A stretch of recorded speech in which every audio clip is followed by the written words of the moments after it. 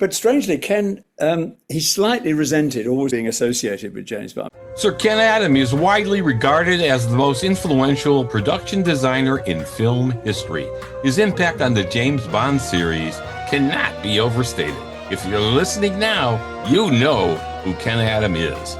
Today, we are very excited to talk with Christopher Frayling about Ken Adam. Christopher is the leading expert on Ken Adam, and we can't think of a better person to bring into this discussion. So welcome to our show, Christopher. Thank you very much. It's great to be here. The name's Frayling, Christopher Frayling. That's it. They all say that, don't they? They all say that. Very good. Yeah. Very good. All right. So we brought you in to talk about Ken Adam. Will you let our listeners know now a little bit about your background and the great work that you've done with Ken Adam? Well, I first met Ken in the 1980s. I was teaching at the Royal College of Art in London, and amongst my students were various designers and architects. And I thought it'd be great fun to introduce them to this great figure from the production design in film. And it turned out that Ken lived down the road in Knightsbridge, near Harrods in London.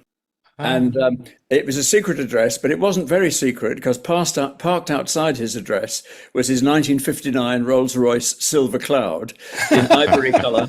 And there aren't many of those in London. And so you could tell pretty easily where he was living. So I contacted him and he was thrilled to bits because production designers don't really get enough credit, I think. You know, everyone writes about film directors and writers and even cinematographers, but very seldom about the designer. So he was flattered, you know. So I brought him into the students and he gave a talk called Architecture Without Planning Permission, which is a lovely idea of architecture which usually blows up, you know, in the last reel. And the students adored it. He had some home movies with him about the making of You Only Live Twice, the volcano, the missile inside the volcano. Yes. And anyway, it led to a regular thing, and I went round to meet him a lot. And I started switching on a tape recorder because his reminiscences were so interesting, both about his life and about the movies that he was involved in. And one thing led to another. And firstly, it led to an exhibition at London's Serpentine Gallery, where they exhibited his drawings, which was the very first exhibition in Britain ever of a production designer in an art gallery, in a major art gallery. So that was quite something. And it worked well. And then came the interview book, and then a more pictorial book about his designs. And finally, I did a huge book for Taschen, the German publisher, called the Ken Adam Archive, which is absolutely vast. I mean, if you drop it on your foot, you will never walk again. And it's got a lot of, what's so interesting about the interviews in the Taschen book is I finished it after Ken died in 2016. And there were one or two things he didn't want me to say in his lifetime, but he was happy if I revealed them after he'd gone, in particular about his relationship with Stanley Kubrick. That's maybe another story. And I was going to ask you about that. Yeah, we're going to talk about it. So I included quite a lot about Barry Lyndon, which was not a happy experience for Ken Adam, although he got an Academy Award and so on. So one thing led to another, and I knew him really for 30 years as a friend, as a raconteur in the German accent that he never lost. He always had a very strong German accent to the day he died, as a working production designer and as a collaborator on 3 books. So I got very close to him. In fact, shortly before he died, it was very sweet. He turned to me and said, I was the son he never had. And he really felt that I was the sort of keeper of the flame. You know, I'd been telling people about his work and talking up his contribution. And so he sort of handed the torch on to me, which was very, very sweet of him. And he was a lovely guy. And his life, as you probably know, was every bit as interesting as most of the movies that he designed. You know, he was born in Berlin in the early 1920s. A Jewish family, came over to England in 1934, escaping from the Nazis. Billy Wilder said an extraordinary thing about the emigres from Nazi Germany, which I think is very apposite. He said, the optimists stayed and many of them perished in the camps. The pessimists got out and many of them have swimming pools. Ken's family were pessimists. They thought it was going to go wrong and they got out in 1934. His aunts and uncles stayed behind and they all died in concentration camps. So he came over in 1934, went to a British public school, St Paul's, went to University of London, and became articled to an architectural firm called C.W. Glover. In 1939, when war broke out, he was almost interned as an alien, as a German citizen. But the head of his architectural office argued for him. And instead, he wrote a book, he contributed to a book about air raid shelters, bomb shelters.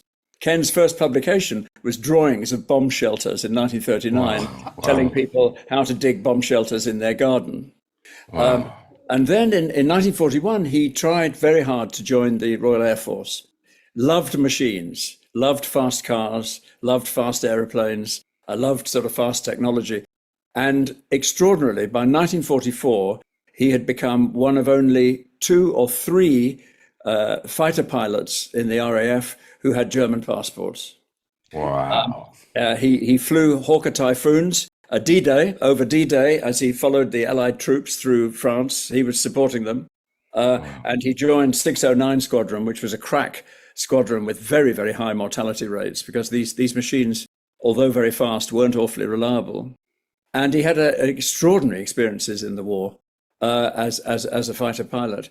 Came out tempted to stay in the Air Force forever as a commercial pilot, but drifted towards architecture stroke films. And by 1947, he'd already started in the film industry. So as Roger Moore once said, his life is just as interesting as a lot of the movies that he made. I mean, it's an extraordinary story.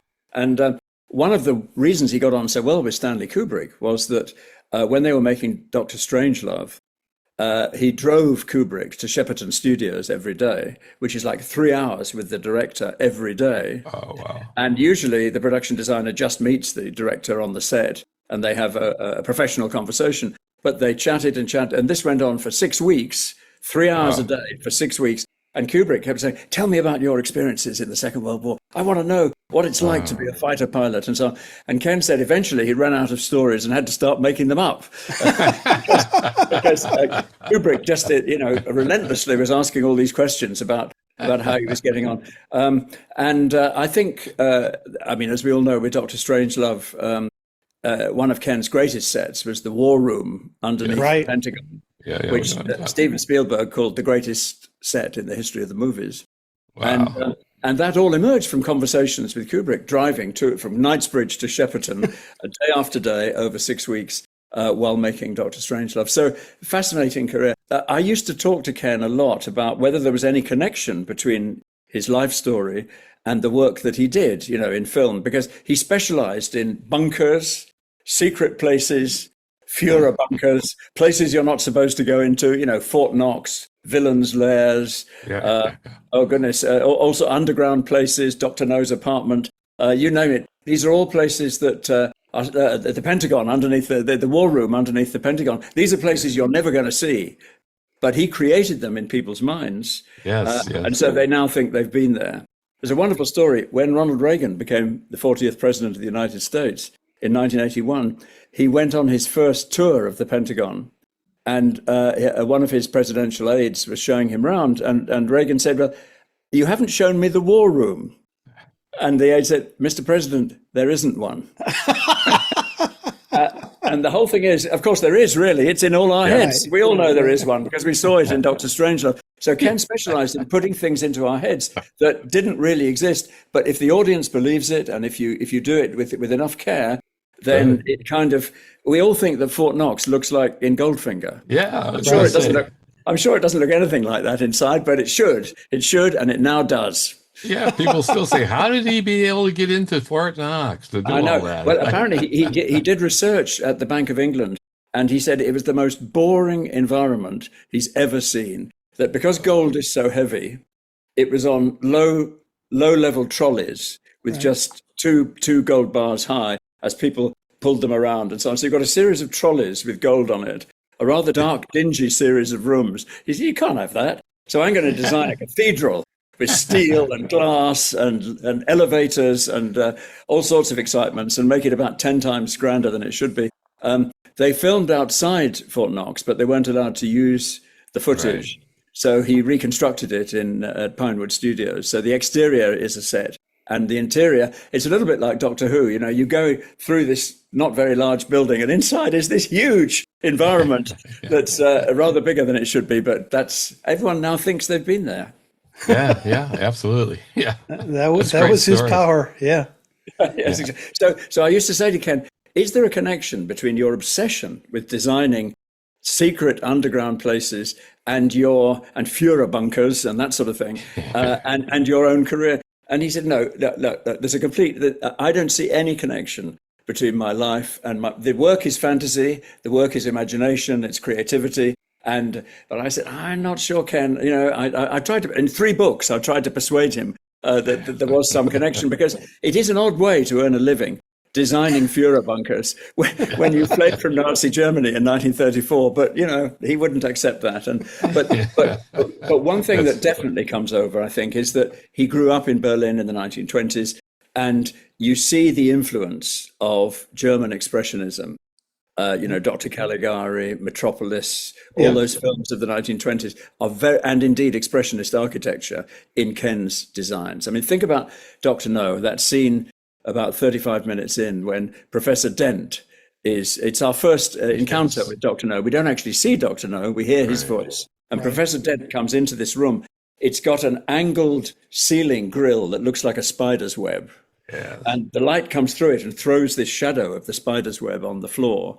And all the set is a chair, a table with a spider on it, and a voice, and this grill. And it looks like a still from a 1920s German expressionist movie, you know. And that was Ken's favorite set in Dr. No. Yeah, that is a fantastic one, I have to say. And it's just speaks ominous. You know, you look at it and go, oh my God, something bad's going to happen. I know, and Dr. No is the spider at the center of his web, you know, and all that sort of thing, and which is like a Fritz Lang movie. Yes. So I think his formation, he accepted that there was a connection between his formation in Berlin in the 1920s and his aesthetic, the way he presented things visually. But he wouldn't accept that there was any thematic connection between his autobiography and his obsession with bunkers. Now, you just mentioned German expressionism, and you wrote Nightmare: The Birth of Horror, and you're talking about horror's roots in German expressionism. So you're talking about Ken Adam and German expressionism. Did your research into that change how you saw how Adam did his work? It did. I hadn't really thought about that connection between Germany in the 1920s and super modern design in spy movies, you know, because in a way it's difficult to see that connection. But the more Ken talked about the things the earliest experiences that he remembered. He remembered seeing Caligari. He didn't see it till the 1930s. He remembered seeing Metropolis. He remembered that Mies van der Rohe, the great Bauhaus architect, redesigned the family sports shop. There was a sports shop in Berlin called S. Adam Limited, which was his grandfather, and his father was the proprietor of the shop. And Mies van der Rohe, the great Bauhaus architect, did a design which was never built because, of course, the rise of the Nazis and the family got out. So he was deeply embedded in 1920s Berlin culture, you know, cabarets, everything you associate with that. And the penny began to drop that it may be modern, but it's kind of expressionist modern. You know, it's not like modernist architecture in the sense that it's unhistorical. I think there's connections between Ken's version of modern and German expressionism, and the penny dropped, and he agreed with this very wholeheartedly, actually. And in fact, his last film, called Taking Sides, which he designed, is set in Berlin at the end of the war. And it's all about the denazification program and how the conductor of the Berlin Philharmonic, Feuchtwängler, was he a Nazi or wasn't he a Nazi, and so on. And the design of that is incredibly influenced by 1920s Berlin. It was a kind of, and in fact, there's an apartment in that film that's based on the Adam apartment in Berlin in the early 1930s. So the other thing he remembered, and he did accept this, that he was obsessed with huge tables. That he remembered that when he came to London, his mum ran a boarding house in Hampstead in North London. and they had a large shiny wooden table around which all the guests and tenants would sit, Jewish emigres largely, sit and talk. And he said, I've got a lot of big round tables in my movies. Obviously, the War Room, obviously, the Admiralty in most James Bond films, where they all sit around this huge table on Vatican chairs. And that is a family memory of a giant table. He said, yes, I must admit, I got a lot of tables in my movies. It's great how he integrated his real life experiences, though, into his work. Yes. Well, I tell you, the first time I visited Ken in his flat, his house, in Knightsbridge, I walked through the door and I looked at the chair in his living room. I said, my God, it's the chair from Dr. No. He used his own furniture. Dr. No's apartment, modern, with the aquarium, underwater, with a real tree in the middle, with antique furniture. The antique furniture is largely from Ken Adams' home. Oh my gosh. So they saved money. I mean, there wasn't much money. There wasn't much money for Dr. No. I believe that Dr. No's apartment, I actually wrote this down, cost £1,800 to build. They didn't have much of a budget. So they had to make do with found materials. And the original idea was to have an aquarium with giant fish in it. And eventually they couldn't manage that. So they had small fish and magnified them. and added a line to the script. And they added a line to the script where Bond says, minnows dressed as sharks. That's you, Dr. No. They had to add that because that's what they'd done on the set. Well, that's a great integration. What is that? Life imitating art, art imitating? I'm not sure which way that is. Forever, both ways, I think, both ways. Yep, exactly. Now, I want to go back to something. You mentioned the villains' layers and creating and designing these layers. So some of these things like Fort Knox or the volcano headquarters, I mean, did he talk about where these ideas really started? It's like, okay, I've got to do this movie and I'm not exactly sure what to do there, so let's do this. Did he ever talk about that? A bit, yes. He said it's quite interesting because the novel Dr. No, which I'm sure you know very well, I mean, Dr. No doesn't die in a nuclear water reactor. Right. He dies by, I hope I can say this, by being drowned in a ton of bird guano, which is a slightly less, colourful way to go. And so when they were writing the script of Dr. No, they felt it didn't have an ending. You need a big ending if you've got a thriller. Ken thought, partly influenced by Hitchcock, where all his big endings are in, whether it's the Statue of Liberty or the Albert Hall or, famous locations, the chase across the roof of the British Museum in Blackmail and all these other things. He always had these climaxes in Mount Rushmore in North by Northwest and all these things, where you have a big climax in a big place. Partly influenced by that, they thought, this is a popular thriller, let's have a big finish with a big set. And so they decided, instead of the guano, to have this nuclear water reactor, which they built at Palmer. And Ken said, we knew nothing about nuclear water reactors. So we contacted two young researchers at Harwood, which was the government nuclear research facility near Oxford. And they came and said, well, I mean, it should look rough. You should have bubbling water. You should have something, and people should wear gloves and so on. And again, Ken said, if you can make the audience believe it, that's all that matters. That's right. We didn't know what the hell we were doing, but it looks like we expect a nuclear water reactor to be, So now that's what they look like. And so that's how it started. Then it became, how do you end the movie? Mm-hmm. Oddly enough, From Russia with Love Ken didn't design From Russia with Love. He was too busy on the Ipcress file and other films. So someone else took over, Sid Kane, his number two. But he came back with Goldfinger. And so it tended to be the Ken movies that had these big finishes. Yes. And until they kind of ran out of Ian Fleming, roughly around You Only Live Twice, that they'd used so many ideas from his books. Yes. That Ken actually, at that point, very unusually for a production designer, took part in the initial script sessions. So instead of being called in after it's all written, where, you go and design this, will you? They actually had him there. He was sitting with Roald Dahl, who was the original scriptwriter, of You Only Live Twice, and Cubby Broccoli and Harry Saltzman. And they did a recce in Japan, flying over all these volcanoes and Kyushu, the island of Kyushu and so on. And Ken actually took part in that. And the idea of a missile inside a volcano was partly Ken's while they were on the recce.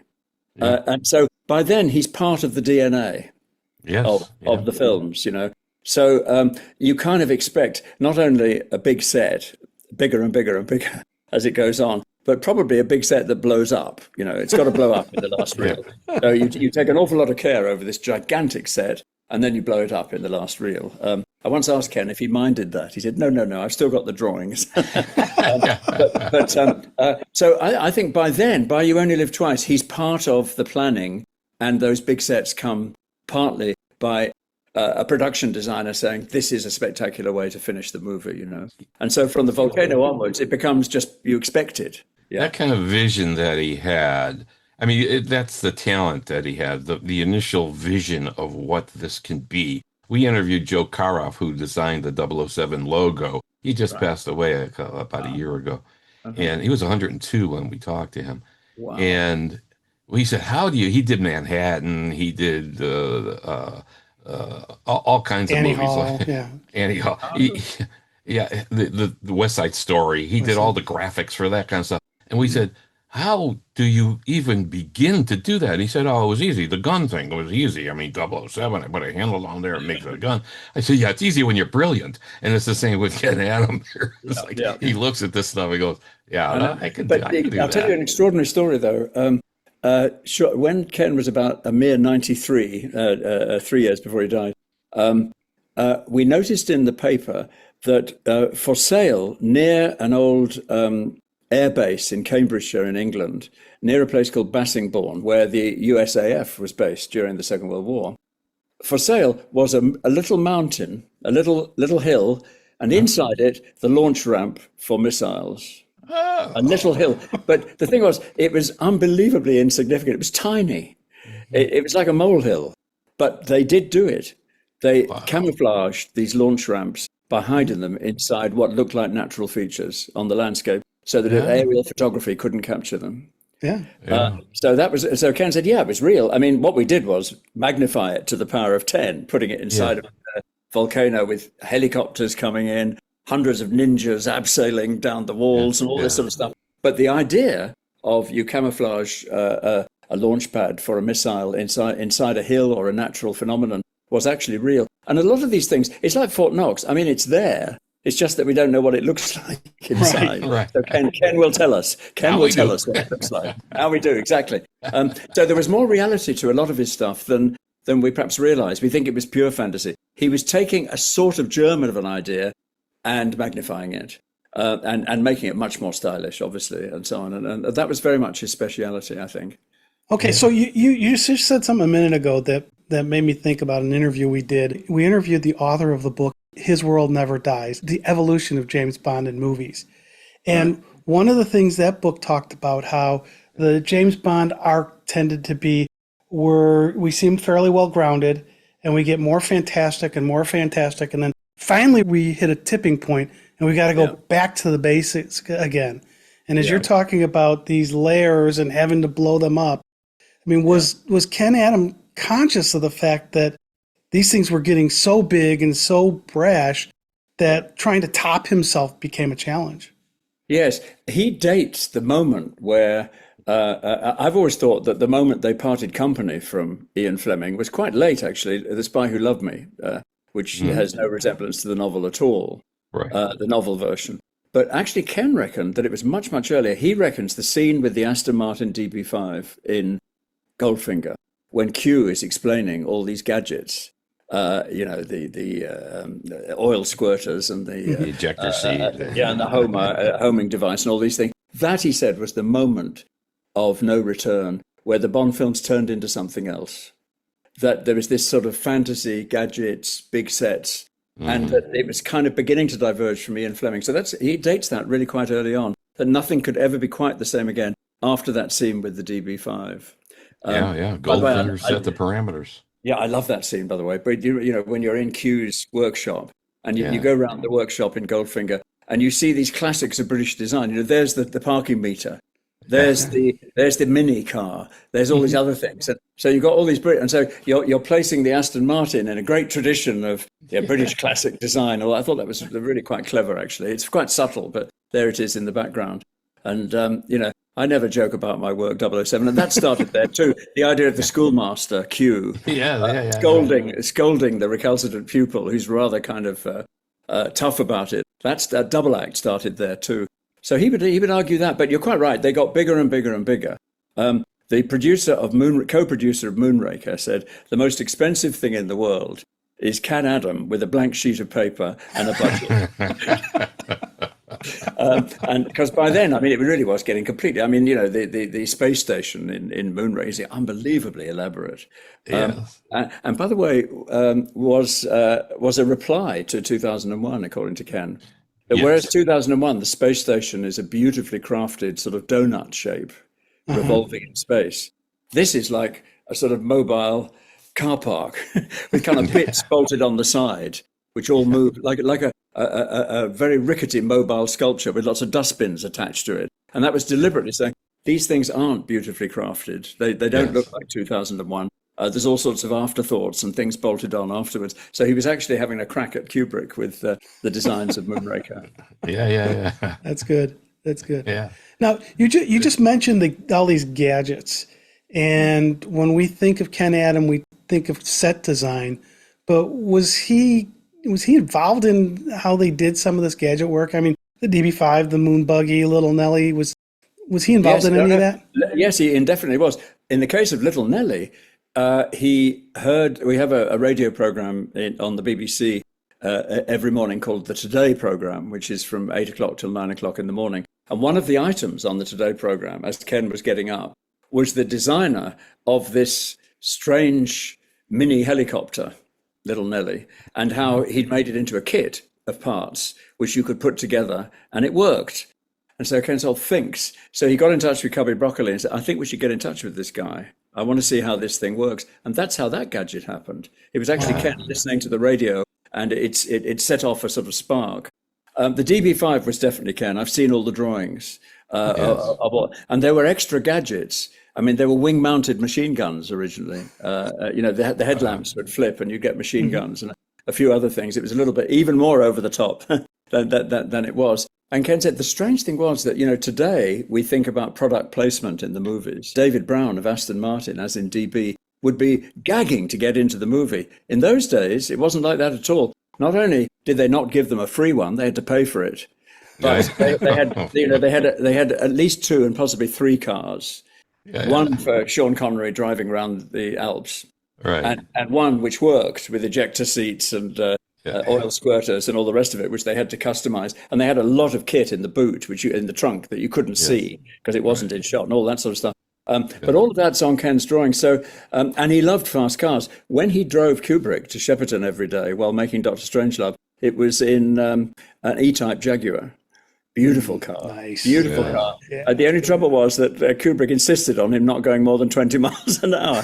So he had his foot on the brake. Foot on the brake for the entire journey because Kubrick was a little nervous about driving. So he drives the fastest car on the British roads and then has to put his foot on the brake throughout the journey. But so the cars and the aeroplanes and that sort of thing, I think was very Ken. I mean, that was his thing. Yes. I think some of the detailed gadgets probably weren't him. They came out of I don't know the briefcases and the and the smaller gadgets and so on. But I have seen his drawings for the big ones.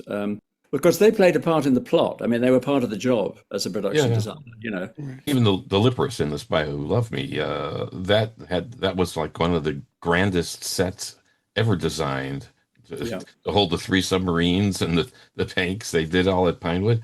That was just an amazing. Yes, there's a very good. He told me a lovely story about that. When they designed the interior of the supertanker, the Lippris, I think the submarines are 2/3 size, I think. They cheated a bit because they tried to get full-size ones from the Admiralty, but the Admiralty wasn't amused by this story. But instead, they made sort of 2/3 size. And here was this huge set at Pinewood, and they couldn't light it. I mean, it's the size of a football pitch. Right. And so they got various advisors to do it. And I forget who the director of photography was. Was it Renoir? Anyway, one of on The Spy Who Loved Me. But one Sunday morning, incognito in dark glasses, Ken drove Stanley Kubrick to Pinewood and asked his advice on how to light the interior of the Liparus. And Kubrick told him where to put the lights. Wow. Oh, that's going to somebody who would know how to do it. Yeah, well, exactly. And it creates it's the impression gorgeous. of justified light. You know, it's not covered in light. Right. It feels like an interior space, but you can see everything that's going on. And so good advice about the placing of the light. But Ken was under strict instruction not to tell anyone it had happened until after Kubrick passed. And then he was allowed to say, I mean, it's rather sad that Kubrick didn't want to be associated with James Bond films. I think it's a great thing to be associated with. But, absolutely.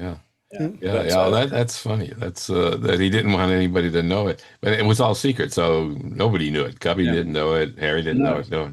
The other thing about The Spy Who Loved Me was that Ken had just made Barry Lyndon, which is a very unhappy experience where he ended up in hospital with a major nervous breakdown. Having recovered, he wanted to get his confidence back, and so he made one film in Italy, and then he made The Spy Who Loved Me. And he said he was exploding with ideas. That, I mean, having kept the cork in the bottle since Barry Lyndon, suddenly he pulled the cork out of the bottle. So we get the interior of the tanker. We get the huge Admiralty. We get Atlantis, this thing in the sea with this sort of metal octopus type thing. All these ideas. He was exploding. He said he really was firing on all cylinders. And they began to worry because the budget went up a little bit as a result of this. But apart from the very earliest films, that was his favorite Bond where design was concerned. He said, I really, really went for it in that film with the supertanker, with Atlantis, and all the other interiors.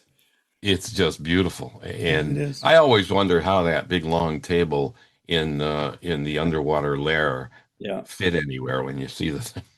We've seen the model of it and stuff. I know, it's the Doctor Who factor again. Something's going on in relativity. That's it. It's when you go inside, it's twice as big as the outside. But and very typically Ken, where you get the Botticelli canvas coming down, covering these nasty things going on in the shark pool. Quite often you get this strange. In fact, Ken talked about this, that he liked his baddies, his villains, to have a double life. On the one hand, their home life, which was Renaissance palazzos, antique furniture, connoisseur paintings, wonderful Renaissance tapestries, etc. And then their public life, which was gantries, exposed engineering, computers, nuclear water reactors, high tech of all descriptions. And so you have this double thing of, which one is it, where he actually lives in a chateau, where they filmed it in one of the chateaus of the Loire. It's Moonraker.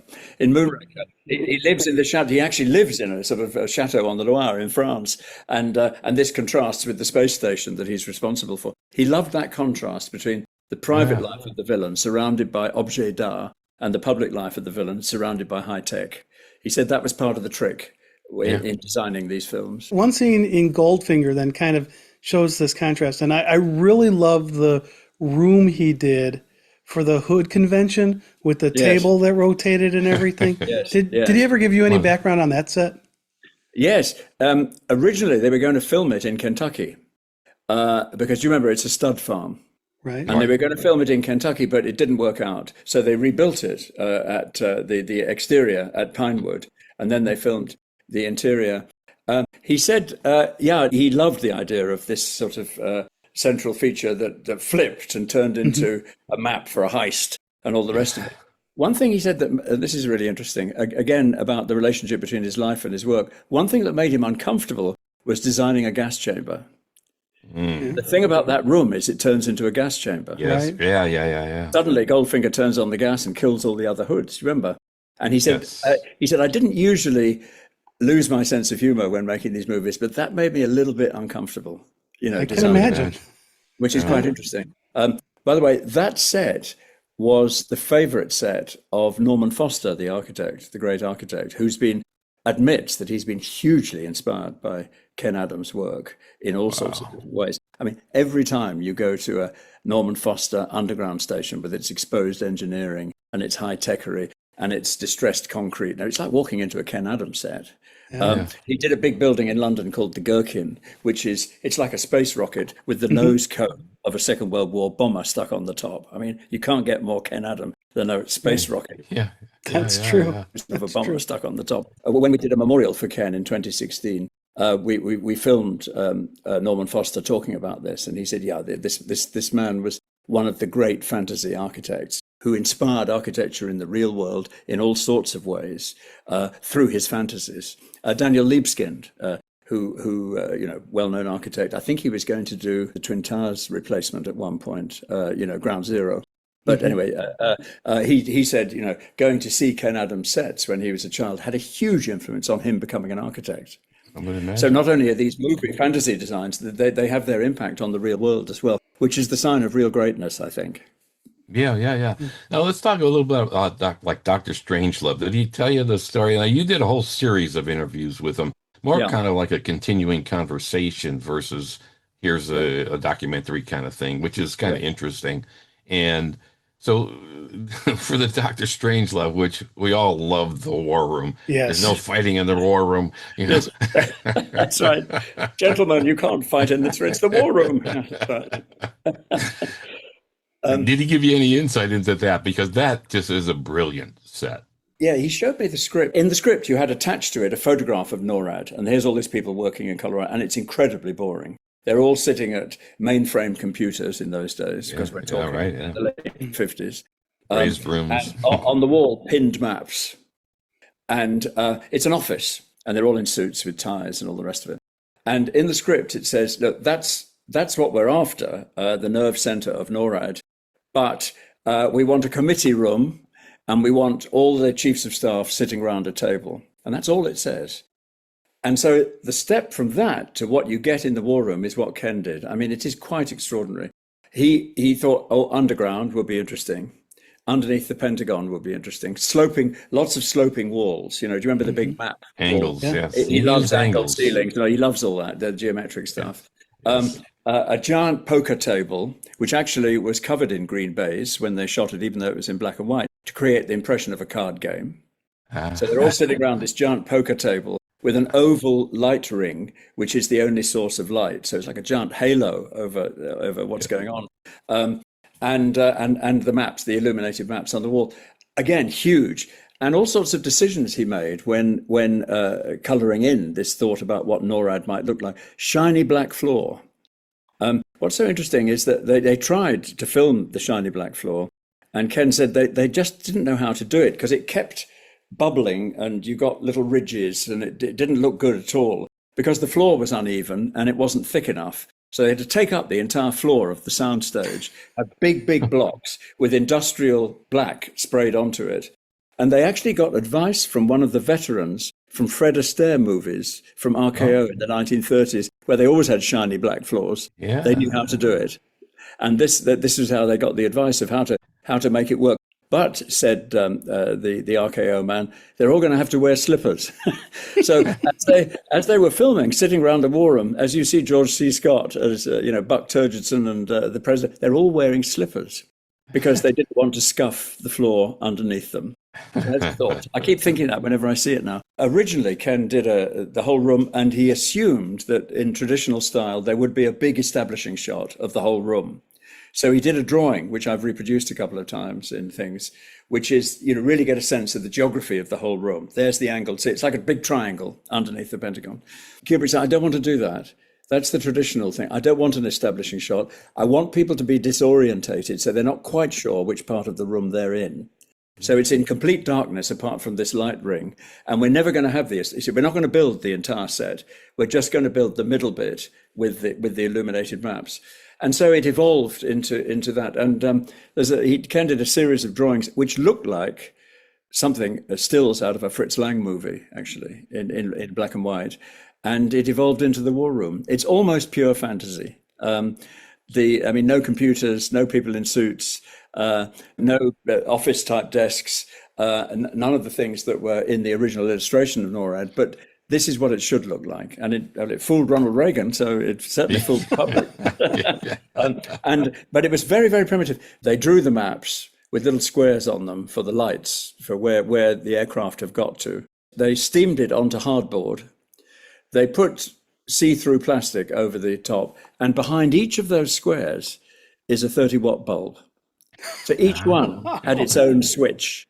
Wow. And they originally tried out having a film on a loop to light it, but Kubrick was worried that it would break down at the wrong moment. It would be so expensive to redo the shot. The only way to be absolutely certain was to have a series of bulbs, one behind each of those little squares. So it looks unbelievably cool and advanced. Yes.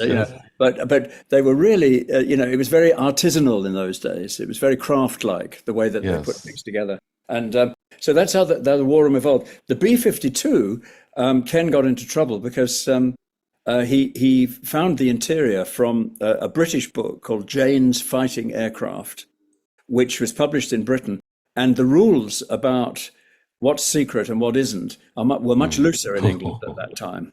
And he got this interior for the B-52 from Jane's Fighting Aircraft.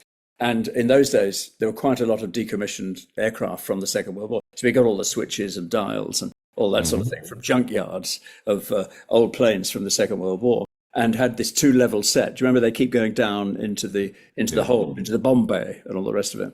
And according to Ken, they got a rather stern letter from the authorities in the States saying, "How did you know all that stuff? You're not supposed to know." And Ken said, "I didn't know, I made it up." But it's based on Jane's Fighting Aircraft, based on an idea by Jane's Fighting Aircraft. Kubrick apparently turned to him in time-honored fashion and said, "If there's trouble, you're going to jail, I'm not." I can see that, yeah. So, but it looks great, because it's shot in these two styles. Kubrick said to Ken, "I want it shot in two styles, the War Room in expressionist style and the B-52 like a documentary."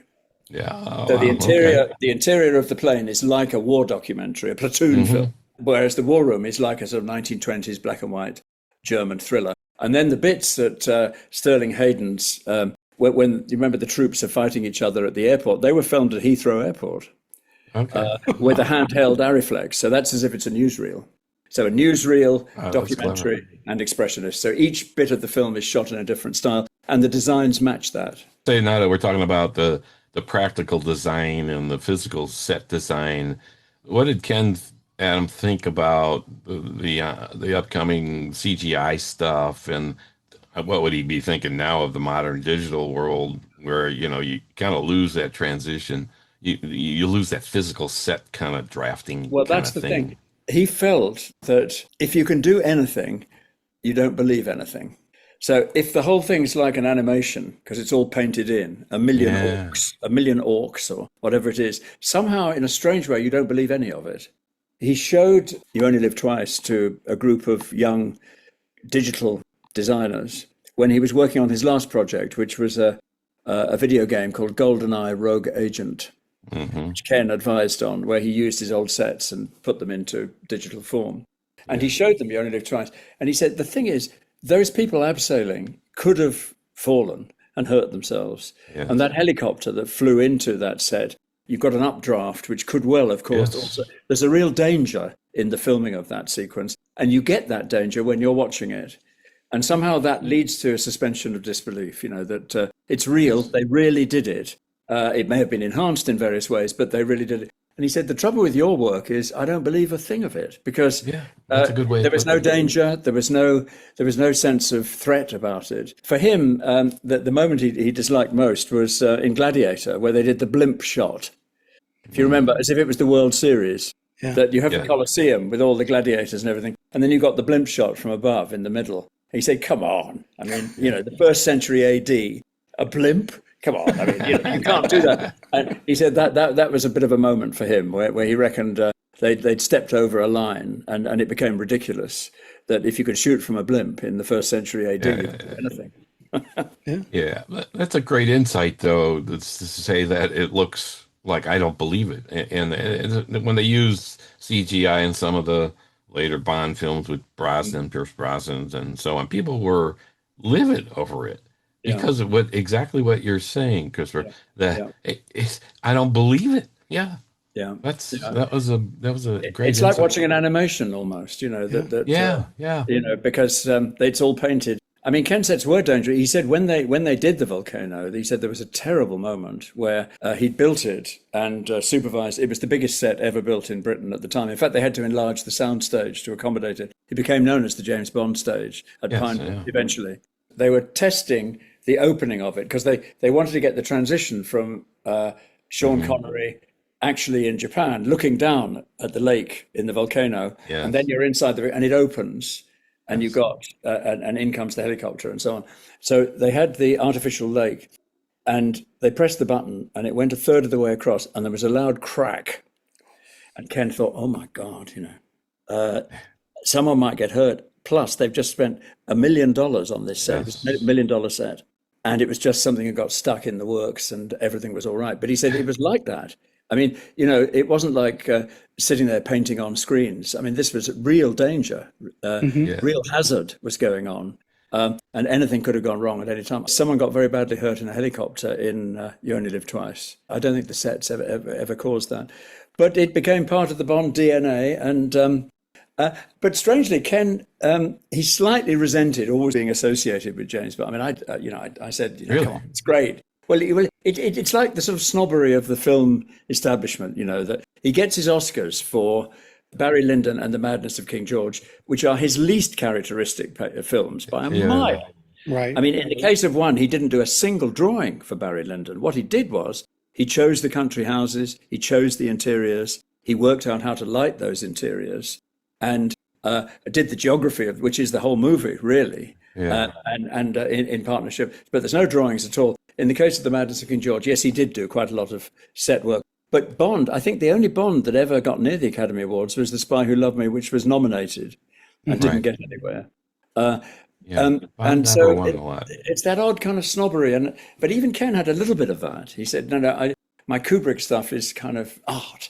And, whereas the Bond stuff is slightly, I said, no, it is all art, Ken. Come on, it's all art. And the Ipcress file, I mean, we haven't talked about the Ipcress file, but there he was after Dr. No, but before Goldfinger, designing the Ipcress file, which is the polar opposite of the Bond films. I mean, he was very versatile, where the gimmick was London locations, very downbeat design, everything very spectacular, where a warehouse looks like an Eastern European prison, and where Nigel Green, spoiler alert, the baddie, who's in MI5, has this office where he obviously sleeps in the office, and he has canvas chairs, and it's like a bivouac tent that he lives in Whitehall, and so on and so forth. So it was very, very downbeat. So he managed to do that. And at BAFTA, the British Academy Awards, Goldfinger was nominated for the sets and the Ipcress file. And Harry Saltzman had produced the Ipcress file, whereas Harry Saltzman and Cubby Broccoli had produced Goldfinger. And they're all sitting on this high table at the thing. And then they announced the awards. The award goes to the Ipcress file. Broccoli was furious. Broccoli was he didn't speak to either of them for the rest of the evening. Wow. You thought Goldfinger should have won. But anyway, no, the Ipcress file got the award. Because it's when spy movies were beginning to become spectaculars, it actually dared to do this very downbeat view of London, shot in Techniscope, which is a very grainy kind of... The Ipcress file is terrific. It has a wonderful look to it. So anyway, that was the one that won the BAFTA, much to Cubby Broccoli's annoyance. I would imagine that too. We've spoken to Stephen Saltzman, Harry's son, who's been involved in a few projects too, like the Ipcress file on ITV, the series and so on. He was terrific to talk to as well. Did he tell you anything that would be, like something that you haven't told anybody else yet that Ken said, hey, Christopher, like you thought about the Kubrick stuff? He said that, there was a documentary about James Bond, and in it, Sean Connery is asked, who do you think was the nastiest of the Bond villains? And he replied, Cubby Broccoli. And Ken said that really, really upset the family in a big way, because Ken was godfather to Barbara Broccoli. When she was a small child when first he got involved with these things, and she grew up into becoming a great film producer herself and everything. But he said that really hurt. I mean, that was Sean Connery really sticking one in, the worst. He did that. I think he was on a talk show or something, being in. Yes, and they used that clip. They used that clip. And he said that, and it did really hurt them because the other thing he told me was that when Sean Connery started, I mean, a rough working class Scotsman, who in the films he made before Dr. No was a kind of Cockney chappie. He appears in various sort of army parts, or in The Longest Day. In fact, he does a kind of double act coming out of the water, and it's kind of semi-comedy Cockney chappie stuff. So this is a huge breakthrough. And according to Ken, Terence Young, the director, whom he knew because Terence Young was a tank commander in the Second World War, just as Ken had been a flyer in the RAF. So these people knew each other from the war, trained Sean Connery in how to be a gentleman. Yeah. And so he said Ken sat in on various sessions where Terence said, how do you hold a wine glass? How do you smoke a cigarette? How do you sit at a gambling table? How do you wear a suit? And all this. And of course, Sean Connery was a bit of a chippy character, so he didn't like being told anything.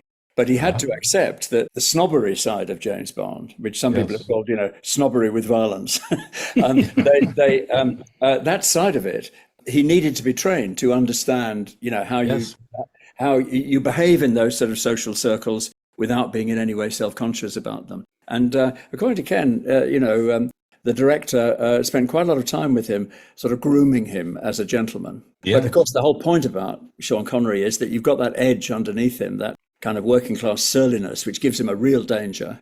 So that, yes, he is a gentleman, but he isn't. Do you know what I mean? It's kind of both. And I think the best Bonds have that, where you sense they really could shoot people because they have that edge to them. Yeah.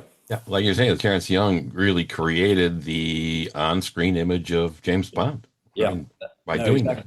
And Ken, I think, took part in some of those sessions where they went off to gambling clubs and sat there and tried to look at home, even though Sean Connery hadn't done anything of that sort before. I was at a film fair about a year ago, and a most extraordinary item, which I nearly bought, but it was quite expensive. Somebody was selling that early in his career, Sean Connery earned his living as a model going around art schools, being drawn in life classes.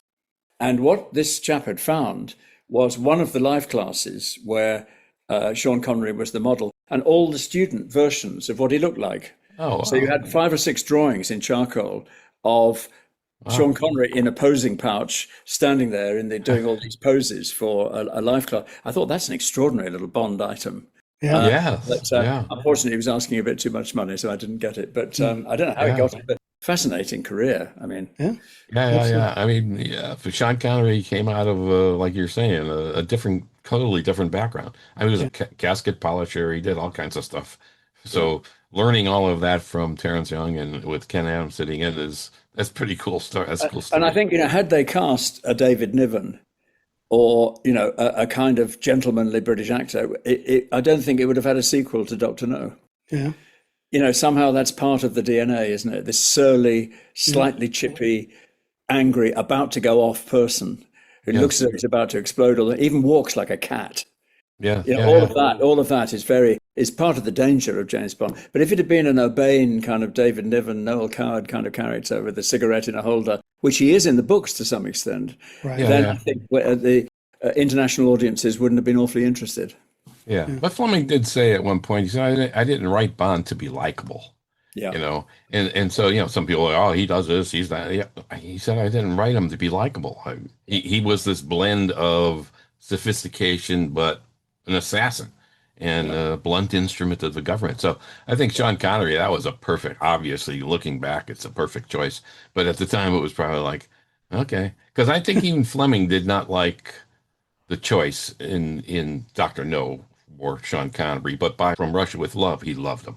And that's why he wrote later that of his Scottish origin, So, Yeah, so I want to jump in here with a question, because you said something at the beginning, and then with us talking about the relationship Sean had with Cubby, the Ken Adams, Stanley Kubrick relationship was, I'll call it interesting. there were some good points and some low points. Yes. So where did that relationship have problems? Well, they got very, very close while making Strangelove. Mm-hmm. And I found in Ken's filing cabinet, he was offered 2001 and turned it down. And wrote this letter saying, I'm terribly busy, Stanley. I'd love to work with you again, but I'm terribly busy and I'm working on all sorts of things. And in any case, you haven't written a script yet. And then Stanley Kubrick takes it rather badly and writes, no one asks me for a script, Ken. You either work for me as a director or you don't, etc. It's all a bit like that. Anyway, he then got offered, and I actually, nobody knew this until I did the Taschen book. He got offered A Clockwork Orange, Ken. Ooh, I didn't know that. And wrote back and said, I'd love to, I'm terribly busy, I can't do it. And in any case, it was a very low budget British movie. And I think by then Ken's fee was probably well above what the production could afford. So there was a little bit of that going on with Clockwork Orange. Then we get to Barry Lyndon. Kubrick writes, it's got to be you, Ken. You know all about architecture. You know about the history of architecture. You know all about British country houses. You're the man. It's got to be it. So Ken writes back and says, no, he's doing a film called, is it called The Trouble with Sheila or something? It's a thriller written by Stephen Sondheim with Anthony Perkins and various people. Anyway, and James Coburn, something about Sheila. Anyway, he's working on it in the Riviera in France. And these letters keep coming saying, look, I can't get the best production designer in the world. I'm going to have the second best production designer in the world. I don't want to do that. I want the best one. And so anyway, eventually Ken relents and regretted it almost immediately. Not because he despised Stanley Kubrick in any way. On the contrary, he admired him absolutely hugely. But it was the relentlessness of the man, the relentless logic and the constant questioning and the trying to find out the first principles of everything all the time, that you have to justify every single millimeter of what you're doing. And he said that's very tedious after a time, Plus, they didn't have a script for Barry Lyndon when they started. In fact, Stanley Kubrick just tore out pages of the novel by Thackeray and sent them to the cast at that stage. And because he was so paranoid about the script getting leaked. So they kind of wrote it on the run. He said they then went, first of all, they were going to shoot it very near Kubrick's home in St. Albans. So he did a radius on the map of all the country houses within sort of 30 miles. And they went and recce'd them, and they were all the wrong period, Jacobean, Elizabethan. They're supposed to be 18th century. So, all right, we'll do it in Ireland. So they decide to go to Ireland, and they shoot over there. And while they're there, Ken said, I got things like, Stanley would phone me at 3 a.m. He said, Ken, I want a ditch. I want an Irish cottage just to the right of the shot. I want mountains in the distance. And I'm going to have 100 redcoats walking across this. And I want it by 6 o'clock tomorrow morning. Ken said, come on. Give me 3 days. I can do it for you. And it got like that. So eventually, the production shut down halfway through in Ireland. And Ken wrote and said, I'm going to have to leave. And Stanley wouldn't let him. And anyway, he ended up with a massive nervous breakdown. But he had chosen all the British locations by then. So, all the houses, the famous country houses of Castle Linton and all these other places. I mean, the main house in Barry Lyndon is made up of 7 country houses, 7 country house interiors. The chapel's one room, the sitting room's another room, the dining room's another room, the exterior's another room, the garden's another, And so it was made up of 7 famous British country houses, which Ken chose and which Ken negotiated with English Heritage to allow them to shoot in these extraordinary historic interiors by candlelight with candles that were spitting all over the 18th century wallpaper. I mean, it was nerve-wracking stuff. Anyway, Ken had a nervous breakdown, went to hospital. Kubrick came to see him and said, I got this great idea, Ken, to give you your confidence back. I don't want to shoot in Germany, but I want a shot in Potsdam of a street scene with 2 carriages. It's in the movie, actually. You've got 2 palaces, one either side, and 2 carriages. It's real. And I want you to shoot it. I want you to be the assistant director. At which point Ken had a second nervous breakdown, just at the thought of shooting something for Ken, I mean, it was the worst possible tactic. So eventually, there's some very sweet letters from Stanley Kubrick, because then came Oscar time, and everyone thought this movie looks amazing. And the look owes more to Ken than anybody else, because I say he chose every frame of that movie, even though he never did a drawing. And it wasn't fantasy, it was historical research. So he got his Oscar, but he said it was a terrifying experience. And he really, really wouldn't work with Stanley Kubrick again. And so I said here's a scoop for you. I said to Ken Adam, of all the people you've worked with, who did Stanley Kubrick most resemble as a character? He said, that's very easy. Barbara Streisand. He said, Barbara Streisand had exactly the same relentless logic and wanting to know the causes of things and pushing you all the time. Wow. And he said, very, very similar in personality, very attractive personality, but relentlessly kind of logical. And if you weren't careful, she'd grind you down. And he made a movie with her called The Owl and the Pussycat, in which Ken actually appears. There's one scene where she plays a hooker, And he's one of her clients. On the back seat of a car, there's Ken Adams smoking a cigar, which I thought was quite funny. But I thought, well, that of all the people who he would say most resembling Stanley Kubrick, I did not expect him to say Barbara Streisand. Oh, no, I was not. That is an waiting for interesting that either. choice. That's extraordinary. So there we are. That's my scoop of the week.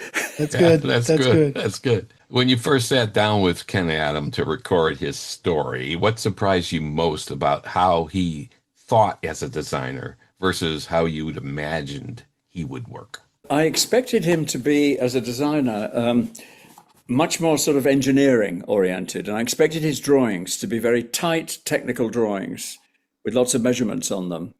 And that the whole thing would be, the kind of guy that likes the mechanics of aeroplanes, that likes fast cars, that he'd have an engineering approach. Actually, his drawings are the opposite.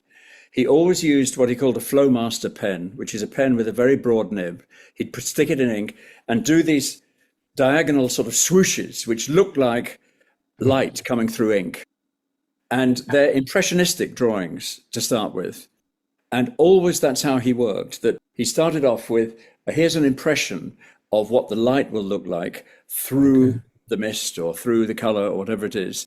And they were very, very loose drawings. And he said that was a breakthrough. It happened shortly before Dr. No. And he said that was like taking the safety catch off my design. I was too tight before then, too careful. And suddenly I could go, fantasy. And with this Flowmaster, I could just do visual fantasies. And it was like exorcising a demon, that suddenly he could really relax and be creative. And that was the moment just before Dr. No, where his design work began to loosen up. Before then, his films, he worked on Around the World in 80 Days, the Todd A.O. movie. He worked on The Trials of Oscar Wilde, which was a Cubby Broccoli film for Warwick Films. And the designs are interesting, but they're tight. There's nothing kind of particularly imaginative about them. They're fairly conventional, and they're what you expect in a British movie of that period of large or medium budget. But suddenly he lets rip. And the first film he lets rip on is called Night of the Demon. Do you know that one? Where it's based on Casting the Runes by M.R. James, where these strange runic messages are passed on to someone, and a demon comes for them a month later, and it's a brilliant with Dana Andrews as the in the lead, Nice. and there's a couple of designs in that where he's beginning to let rip. I mean, you can see. I mean, the demon himself is quite extraordinary, designed by Ken, and you can see on his drawings he's like, let's little sort of demon. But I think Dr. No was the first where Dr. No followed by Dr. Strangelove, because the story there is that Dr. No opened, and the following morning Stanley Kubrick phoned him up after seeing Dr. No, and he was staying at the Westbury Hotel in Knightsbridge, and Kubrick said, "I've just seen your movie, and I want you to design Dr. Strangelove." Wow. He said, "There's something. What you've done is give the whole movie a sense of scale, which is well beyond its budget." I mean, its budget was £350,000. The budget for all the sets in Dr. No was £20,000. Wow. I mean, it's tiny. No kidding. It's tiny. Despite that, he invests it with this huge sense of scale that looks as though it's a big budget movie. He said, "That's what I want with Strangelove. I haven't got much money, but I want someone who can create the impression of grandeur, particularly with the War Room." And so the relationship started the morning after Dr. No opened. So it was all because of Dr. No and because of Ken sort of loosening up his design style that all his great work actually emerged. Yeah. So how much of that work got preserved, right? All the sketches and the artwork, how much of that do we still have? Well, unfortunately, one of the things about production design is that if you're lucky, you have the drawings. I mean, Ken kept a lot of stuff. He had plan chests full of drawings. What people don't keep is the models. And either the small models, which are testing where the lights should go, or the larger models, which are testing the actual building of the sets, because they take up a lot of space and they tend to be destroyed at the end of the movie. I mean, some have, a few have. And you get things like George Lucas or Disney to some extent, who are much more archive minded. They hang on to things and they put them in museums and they write books about them and so on. But that's actually very rare. But drawings, Ken had absolutely everything. I mean, it was absolutely extraordinary, going right back to 1948 when he entered the industry, which was great because when I was doing the books, we could go through the drawings together and it kind of stimulated his memories as we looked at the drawings. Yeah. He had to decide when he died, and I was his advisor, where would I leave all these drawings? Because his life really Okay, he's in Berlin from 1921 to 1934. He's in England from 1934 till the 1960s. He then moved to Malibu for a time. And then he moved latterly, for Madness of King George and things, back to England. So would he give his archive to the British Film Institute, to the American Academy of Motion Picture Arts, or to the Berlin Film Museum? He got bids from all of them. At that stage, the American Academy Museum hadn't been built yet. And there'd been rumors about it for years. I mean, they'd been talking about it since the 1950s, and he never quite believed it was going to happen. It's now happened, but he didn't know that. So he was worried that it would sort of rot away in some archive and it would never appear on the wall. The British Film Institute, they had a thing called the Museum of the Moving Image, but it closed. And so there was no front of house. The Berlin Film Museum said to him, "We'll give you an exhibition in the next 2 years, big exhibition," because it was a race against time. By now, Ken's 93, "We'll give you an exhibition in the next 2 years. We'll catalogue your entire collection. We'll digitize your entire collection. And we'll have a permanent site of your work in the main gallery between Marlene Dietrich and Fritz Lang." Wow. And he thought, right, that sounds good. That's where I should be. That's where I should be. So it was very sweet. He made a big symbolic thing. It was his reconciliation with the city of Berlin. So he announced he was going to give it to the Berlin Film Museum, where it is, the entire collection. He went over, they gave him the freedom of the city of Berlin, big ceremony. And I had to write a speech for him, actually. And so it was a kind of détente. It was a moment of, 1934 is a long time ago.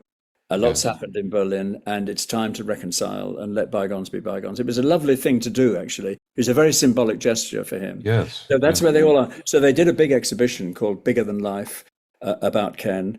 And they've catalogued it all. And so, I mean, it was a difficult decision for him. I think now he might have given it to the American Academy of Motion Picture Arts because there's a major museum there, right, which I don't think has that much primary material. These are the research primary materials. And so he might have done that. I don't know. But so, it was like a beauty contest. They all came and pitched because it was an amazing collection.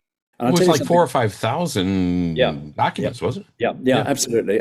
Early drawings, set photographs, which he took, early drawings with the Flowmaster pen, and before the 1950s, with these very tight drawings for his early films. And I would love to have one of them. I would love to have one of them framed on my wall right here. Well, we're going to also have to go to that museum. Dan and I have been to Indiana University. They've got the some of the original Fleming manuscripts with his handwriting, and they changed it. And University of Iowa has the Maybaum collection. And just kind of pouring through that stuff, seeing how these people worked. Just fascinating. And when the Serpentine Gallery did this exhibition of Ken that I mentioned earlier, in the early 1990s, they produced a limited edition print of his great drawing of the War Room, signed by Ken, which they sold in the shop. I don't know if any of them are still around or whether eBay, I've no idea, but they're lovely. They're lovely, actually. It's the panoramic shot, the shot that wasn't in the movie. Yeah, you're right. The establishing shot of the War Room. So you might be able to get hold of one of those. But no, I'll tell you, it's a very sad story. When Ken died, he, two things really. Firstly, he wanted to leave all his money to scholarships for young students studying production design in British film schools. So I worked out the 4 premier production design courses in Britain. He wanted to be in Britain because he'd come up the hard way. He'd ex-RAF, he was a draftsman, assistant art director, eventually production designer in the late 50s, early 60s. And so, wouldn't it be great if someone could study it in college and perhaps miss out some of those stages? So it was actually announced last week. He died in 2016. It takes that long to get a will sorted. I mean, 10 years. No kidding. Anyway, it was complicated because he had lots of bank accounts in America and all sorts of things. It's complicated to get everything closed. Anyway, so I announced the first one at the London Film School, £1 million to each of the colleges, £4 million. Wow. An amazing donation. Yeah, an amazing donation. I mean, his house in Knightsbridge was the bulk of that when they sold it, but £1 million to 4 courses. I mean, it's life-changing for them. Yes. For scholarships for students studying production. And it will be for the students. Yeah, exactly. The other thing is that Ken told me that when he was when he was traveling to Shepperton with Stanley Kubrick in his E-Type Jaguar when they were making Dr. Strangelove, they talked about how they'd end the movie. They had the idea of a series of, because originally, you probably know, there was a custard pie fight in the war room. Did you know this? A big sequence in between when Peter Sellers, as Dr. Strangelove, stands up from his wheelchair. Mein Führer, I can walk, right? And in the movie, as you see it now, you then get all these newsreels of nuclear explosions. And it's a very odd jump cut between the connection between him standing up and these newsreels. There was a whole sequence in between, which was a custard pie fight in the war room, where a Russian ambassador throws a custard pie at George C. Scott, who throws one back. And eventually there's a hailstorm of custard pies. And the gag is the president stands in the middle and none of them touch him. Did you see a movie called The Great Race? Yes. Where they have the same gag, only it's Tony Curtis standing in the middle. And he doesn't get touched by the custard pie. Well, that's interesting because Blake Edwards, who was the director of The Great Race, saw the preview of Dr. Strangelove where this sequence was still in. Which is quite interesting. So obviously that was a memory of the Dr. Strangelove sequence. But anyway, at least according to Ken, he said he remembered Blake Edwards being there. But they showed it, and it was speeded up like a Laurel and Hardy film, projected at the wrong speed. And it just didn't work. Well, Stanley Kubrick told everyone that he'd cut it because, although it took a week to shoot, he'd cut it because there's a moment where suddenly, at the very end of this sequence, a custard pie flies and it hits Peter Sellers in the face. And George C. Scott says, "You have struck down the president in his prime." That week, Kennedy was assassinated. And Kubrick said publicly it had become very bad taste. But Ken said, actually, that may be true, but more true is it just didn't work. In the tone of the film and the kind of comedy of the movie, to have a slapstick sequence on that scale at that point in the movie just was a wrong aesthetic decision, he reckons. And he thinks Sandy thought that as well. Anyway, I took Ken to the National Film Archive in London, where they've got a copy of the custard pie sequence under strict instructions to show it to nobody.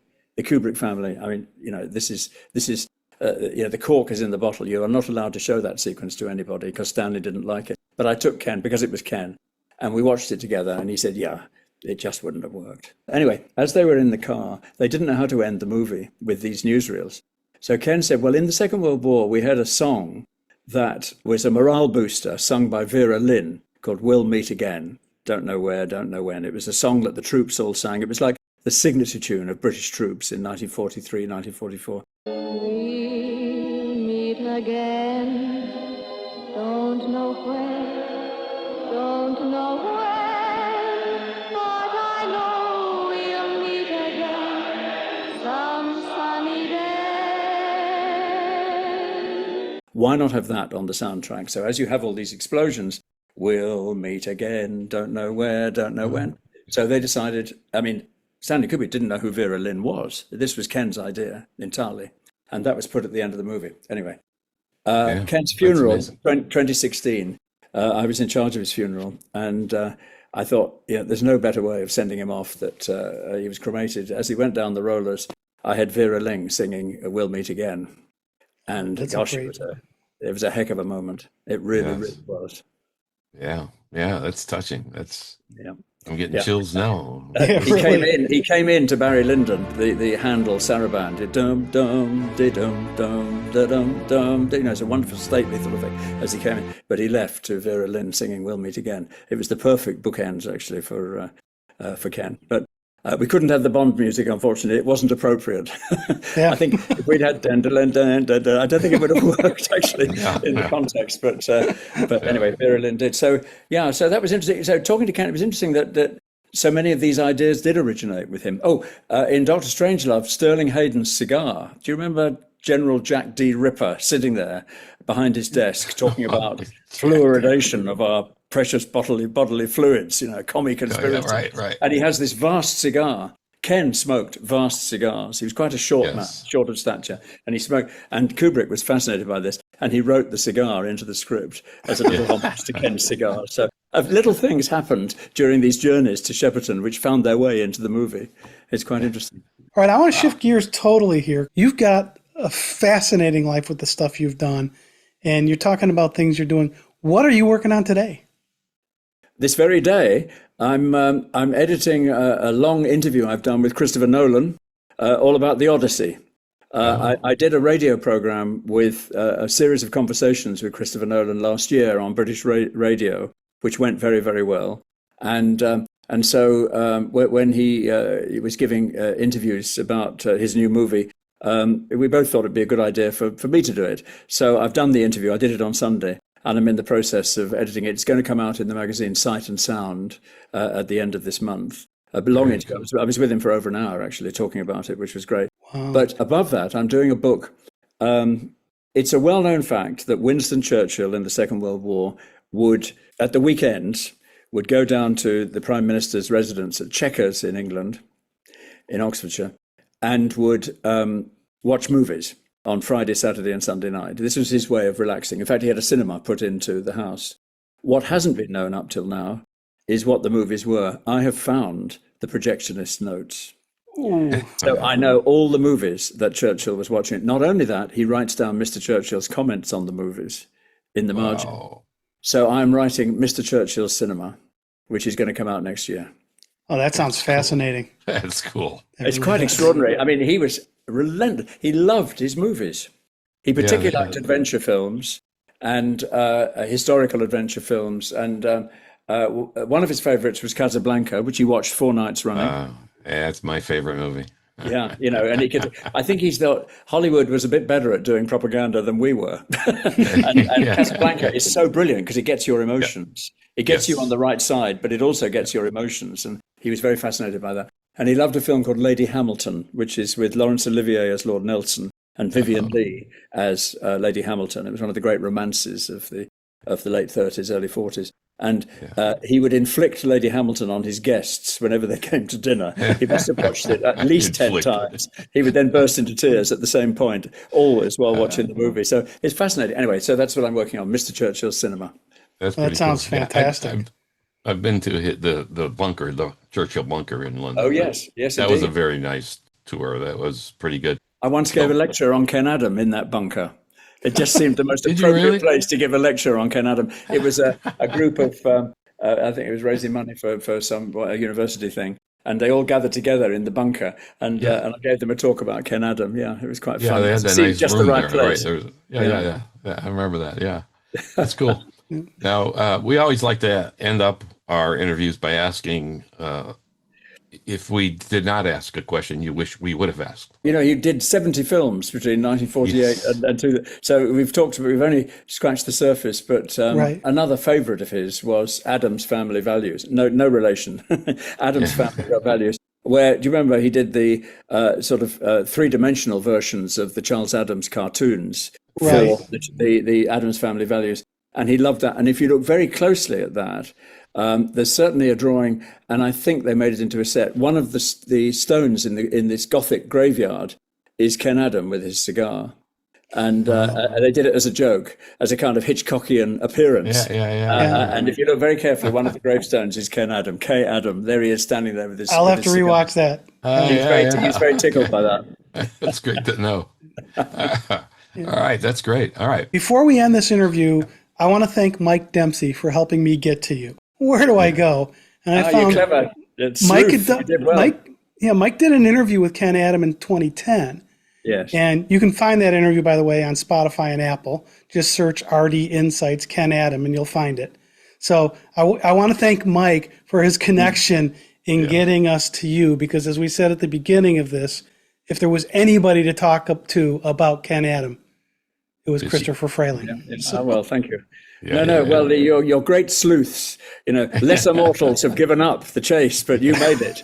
All right, we want to thank Christopher Frayling for your work on Ken Adam and your willingness to spend all this time with us. We really do appreciate it.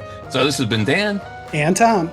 From SpyMovieNavigator.com and our show, Cracking the Code of Spy Movies. Please like this episode and subscribe to our show. Thank you again, Christopher. We really appreciate you being here. Thank you. I've had a great time. Thanks very much. Thanks for listening and spending part of your day with us. Thanks.